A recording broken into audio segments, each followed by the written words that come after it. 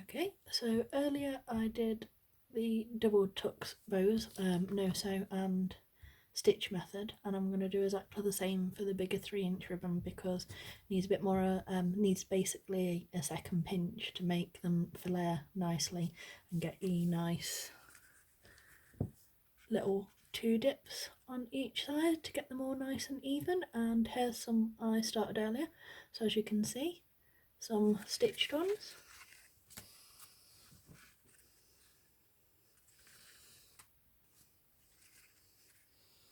Nice mermaid.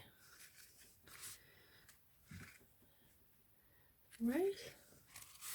I'm also going to explain about different ribbon needing different different methods to sort of get it to work how you want it. Look how pretty these are. This is the glued versions. Like I said, all hold in place while I'm waiting for them to sort of. And another thing, because as you saw with the mermaid, we've got one mermaid each side. Now not every pattern allows for this, and the most difficult one to master are these unicorn, sleepy unicorn prints, because as you can see, the standard on a tux bow, a large tux bow, is 12 inches, but with some of these prints, because as you can see, this is a standard 12-inch pattern, and your unicorn sort of half folded around the side and your mum centered at the back, which is what you don't want. It's cute, but it's just not quite as cute as it could potentially be. So like I said, that's in 12 inches. I've not glued or sewed or anything like this. I just wanted to show you how to work out your pattern repeats. So, and this is why I say on 3-inch patterns it can only be anywhere between 10 inches and sort of 14 inches depending on your print.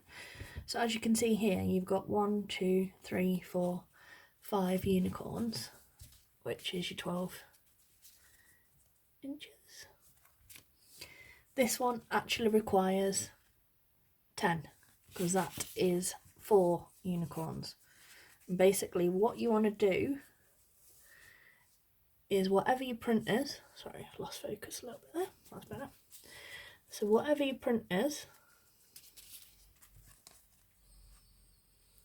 you need to get it an even amount. So if you've got unicorns or mermaids or anything like that, you want to have an even amount on each side of your crease. So here you'd have 4. You start your join crease there, so you've got your 2 unicorn heads either side, and then you do your normal tux method from there, and you'll end up with this. And once you've got your middle on, you'll have a unicorn, sleepy unicorn head on both sides, and it just gives it a nicer finish overall. So like I said, printed anywhere between 13.5, 14 inches, and you can start as little as 10 inches depending on what your pattern repeat allows. Okay, so that's just a little bit of explanation about that. A lot though, and most suppliers and most designers actually do it so that when you do 12 inches you've already got the right spacing between each thing. So when I fold this in a minute, it's just simply a matter of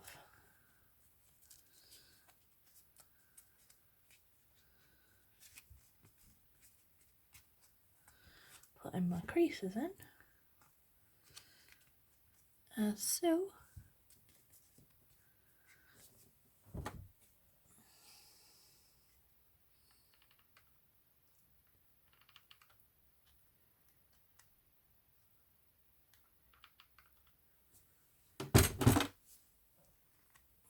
Backside glue.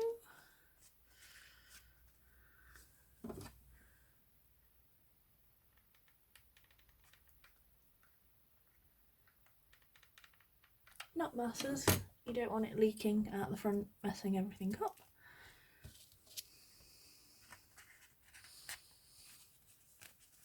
As as you can see on that one, the unicorns are all nice and even, and you've got one on both sides, exactly the same place, not too squish, you can easily see, and same on the back. Let's put that out of the way and I'll show you all the way from the beginning. And I'm going to do no sew first on my printed, and as I said, on 3" I tend to work from 12 inches, but I'm going to show you what they look like in 10 inches as well. So like I said, 12 inches.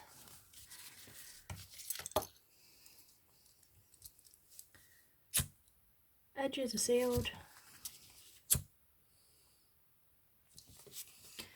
and I always have my middle creased, ready to go. Okay, so as I said before in the last video, you don't want masses of glue, you just need a nice glue line directly across there, thin as you can get it.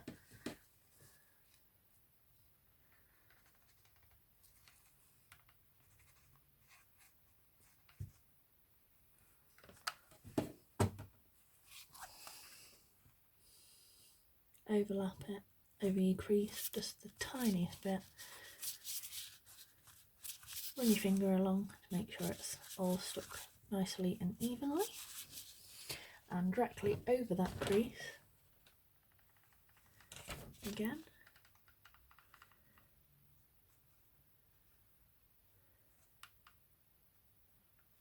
Another super thin glue gun line. Overlap it exactly the same amount as before, and there you go. That's your first step. Okay, now with these ones, I just have to remember a second. Right, so when you're working out how to get pinches in, you want to fold in. So you fold it upwards, so your glue gun joins are hidden inside for a second. So completely even, because like I said, this is how you get them to look all uniform all the time. Use your thumb and pinch it up against it. You want it to be even to the middle pinch. And the same again. Back, in.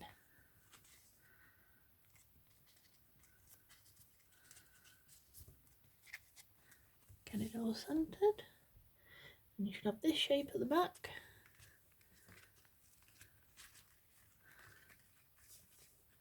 And these 3 bumps in the middle, so you get your 2 dips either side, nice and even. And then we're just going to add, just get it centered.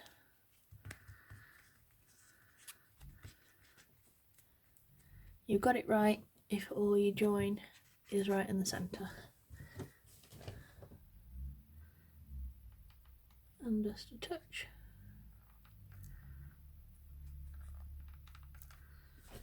Glue on your backs and your dips.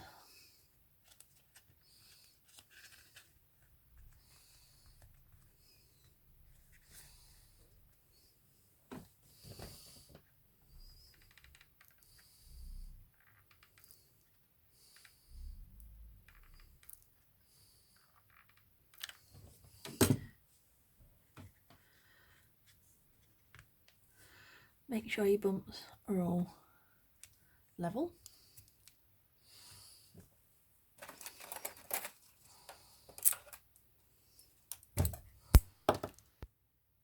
And just clip it for a minute. And there's another glue, no sew method.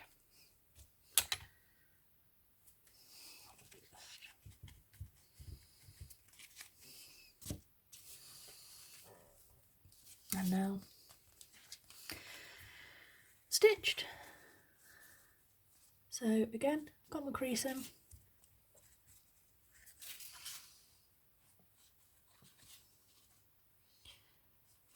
slightly over your crease, fold up, slightly over your crease. Now because it's slightly bigger, I will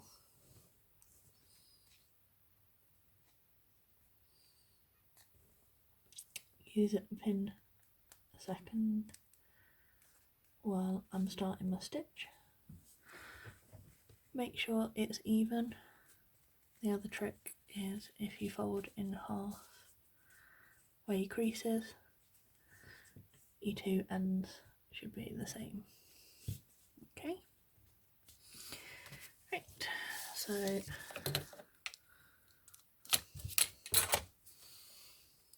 threaded needle, and you want to come from below right on your crease. Make sure you're going through all your layers. You get 1, 2, 3, 4. Pin.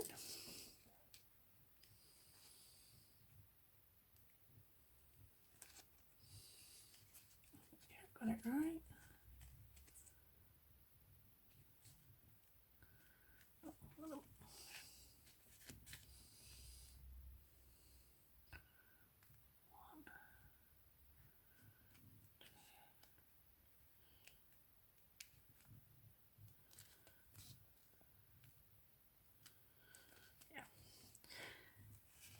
So you start out and you go out, because basically you want the same as what we just did with the glue.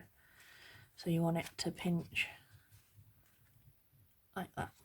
So I'll show you. Just see on my edges. So like this. I'll show you once the stitches are in before I cinch it together.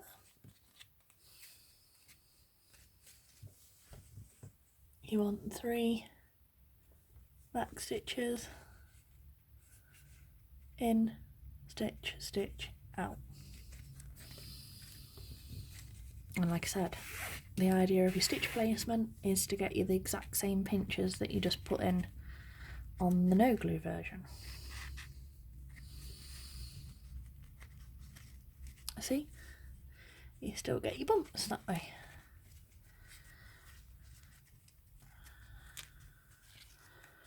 Wrap round a couple of times.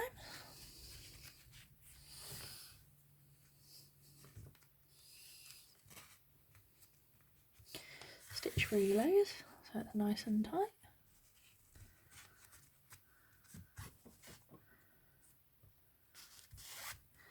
Back stitch off.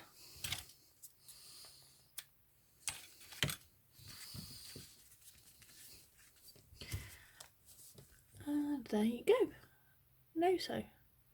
As you can see, still got your bumps, just a slightly tighter little wax glue, the glue on my fingers.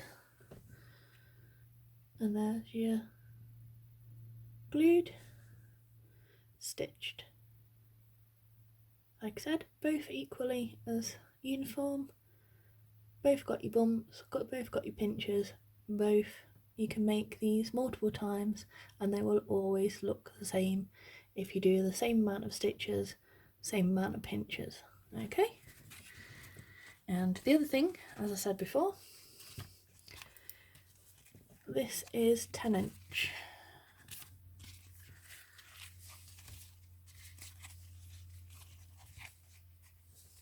So there's your 12, that's 10. You get like the slightly rounder shape. And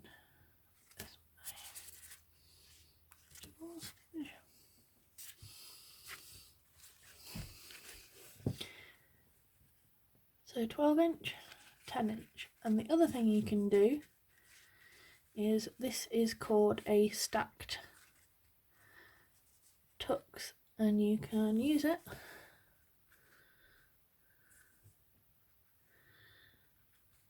you see, to do a really pretty stacked, instead of a double tux, a stacks tux. It's quite simple. As I have stitched these ones, I will always thread through and wrap, even on glued ones. Always thread through and wrap if you can, because it just joins it better and makes it tidier. So let me just show you. Starting straight through the middle. Oh.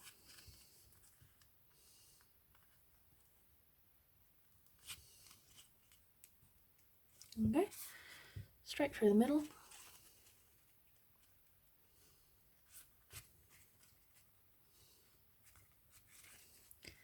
Straight through the middle again.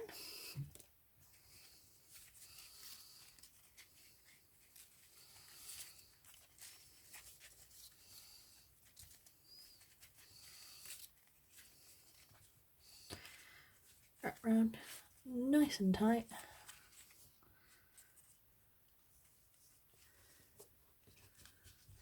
And this is what I mean. Once you've learned one technique, you can just adjust your measurements slightly and play around. And instead of just learning one bow, you can have learnt how to do 5 or 6 just by adjusting things. So there's a double stacked tux bow. I'm going to add a clip to that.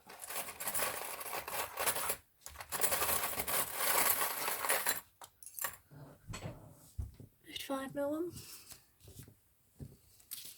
and I've got the matching ribbon on here.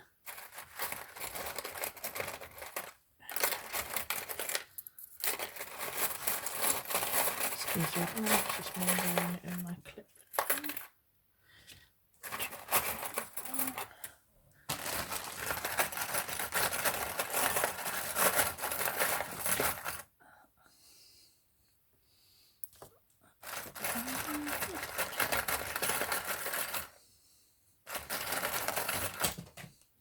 No, I had a 45. Right, so seal my edges.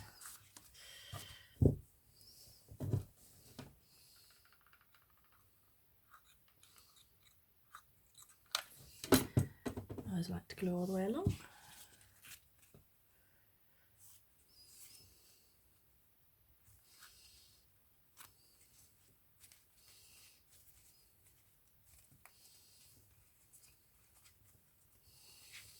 Glue it. Can't remember which end I sealed, so I'll just real seal it.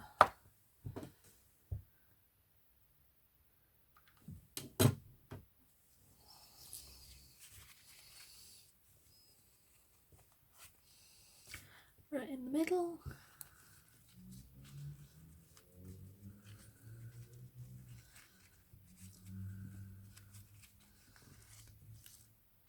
And I'll probably end up doing this a lot in my tutorials, where one tutorial becomes a few. My favourite thing to do in anything that I learn is learn how to turn it into multiple other things, because like I said, once you've learned how to do something, it's always useful to see what you can expand on and play with.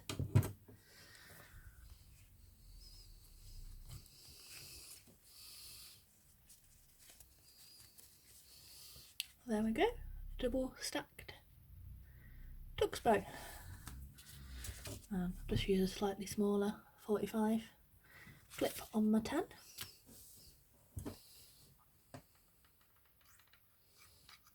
There glue.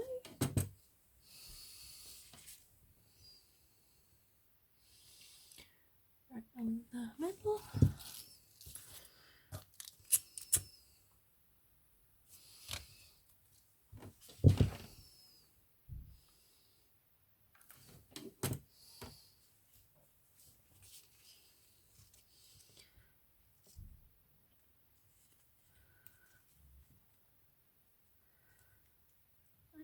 Right, on there, back in place.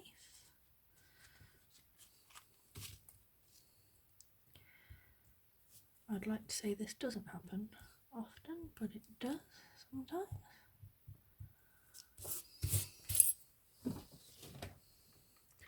I will say this, if you're getting a glue gun, go with a Bosch or one of the slightly more expensive ones and only use their own glue, because I like my Hobbycraft gun.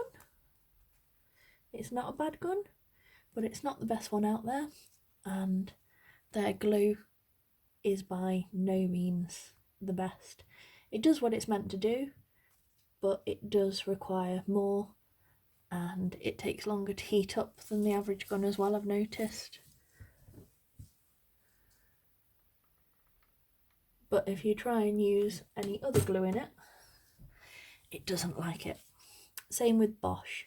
If you're going to buy a Bosch gun, buy from Bosch directly or a licensed seller, because I was unfortunate enough to get a fake and I used something other than Bosch glue in it, because obviously you know what we're all like, save some pennies, and it went pop and blew the fuses, and I blew all the lighting out in my house for 15 minutes until I went down and reset the fuse box. Not ideal. So like I said, they're great guns, they don't leak much, they've got nice precise ends, which helps when gluing, so you don't get glue on the rest of your bow if you're like me. But like I said, licensed sellers. There's a couple of other really good ones out there, but I can't remember them off the top of my head. I might do a post about it for you. But like I said, there's your 10-inch one. And I think I put some white to do. Which one was I going to do? Finish off these. These foiled ones, or lasered ones, or hollow ones, things like this, I would suggest no glue method rather than stitching, because the lifted bit makes stitching through much tougher, which is why, like I said, learning both ways or knowing both is always quite useful. So just clip this one. Mainly because I need to motivate myself, because I've got a few bits I need to get done. And this is a great way for me getting distracted watching TV or doing other bits and pieces. Straight down your bump line. Let that hold for a second.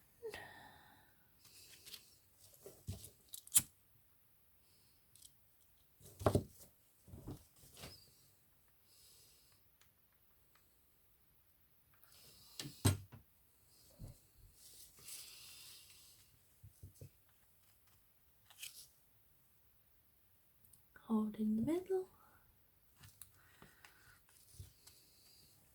And wrap one around. At least twice.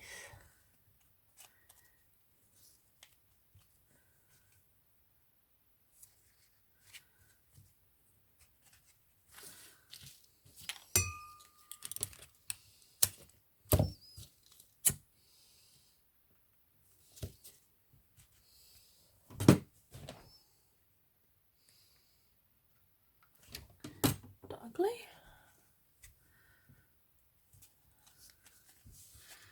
There you go.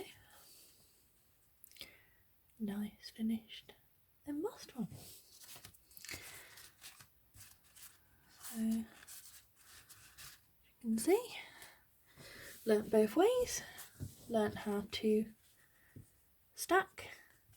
You can also, again, use this pinch method and do double larger tucks, because like I said, again, it just looks prettier when it's flared like that instead of the 3 pinches like on a smaller tux bow. So there you go.